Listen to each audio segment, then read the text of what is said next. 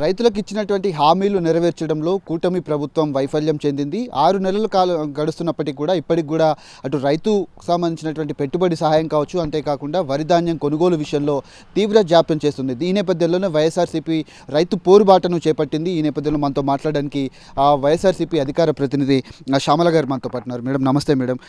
6 నెలలు గడుస్తుంది కూటమి ప్రభుత్వం ఏర్పడి, రైతులకు ఇచ్చినటువంటి ఏ ఒక్క హామీ కూడా నెరవేర్చలేదు. దీనిపైన మీ అభిప్రాయం ఏంటి మేడం?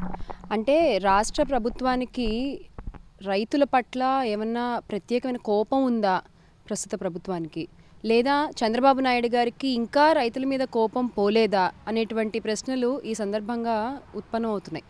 అంటే మీరు అన్నట్టు తడిసిన ధాన్యాన్ని విషయంలో ఈ రోజు వరకు రైతుకి ఎలాంటి న్యాయం జరగలేదు. గత కొన్ని నెలలుగా చూసుకుంటే కనుక మనకి నెల్లూరు జిల్లాలో కానీ, రాయలసీమ జిల్లాలో కానీ కురిసిన అకాల వర్షాలు కావచ్చు, ఇప్పటికీ కురుస్తున్న వర్షాల వల్ల తడిసినటువంటి ఆ ధాన్యం విషయంలో, దానికి తగిన గిట్టుబాటు ధర విషయంలో అసలు ప్రభుత్వం నోరెత్తట్లేదు. దీన్ని ఎలా చూడాలో అర్థం కావట్లేదు. అందుకనే ఈ రోజున అన్నదాతకు అండగా వైఎస్ఆర్సీపీ ప్రభుత్వం నిలబడుతోంది.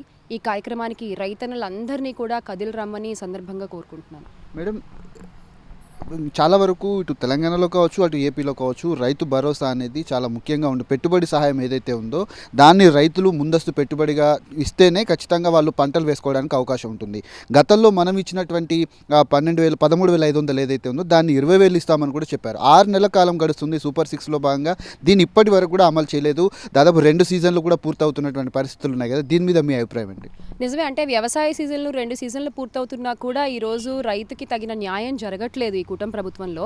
అదే జగనన్న ప్రభుత్వంలో చూసుకున్నట్లయితే జగనన్న పాదయాత్ర చేసేటువంటి సమయంలో రైతుల కష్టాలు చూసి నేను అధికారంలోకి వస్తే 12,500 ఇస్తాను అని ఆయన ప్రమాణం చేశారు.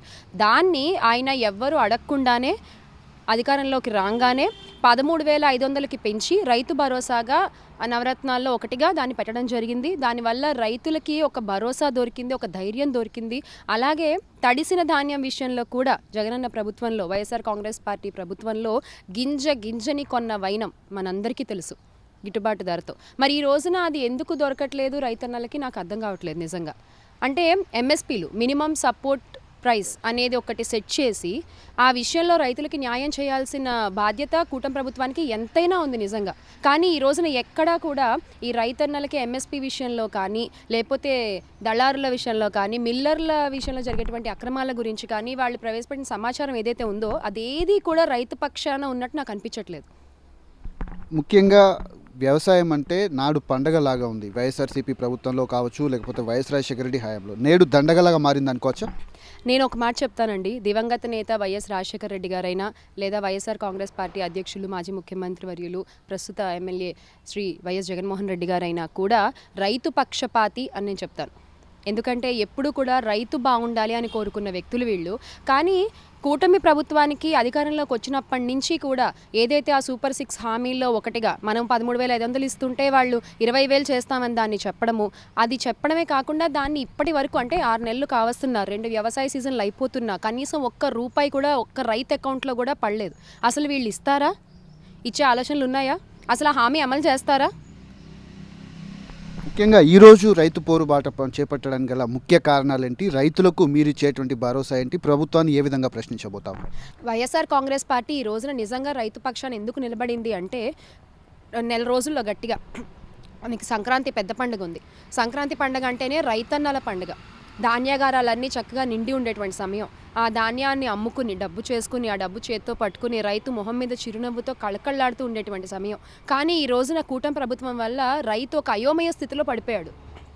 వాళ్ళకి ఎవరు అండగా నిలబడతారు? రైతు పక్షపాత అయినటువంటి మన జగన్మోహన్ రెడ్డి గారే నిల్చోవాలి.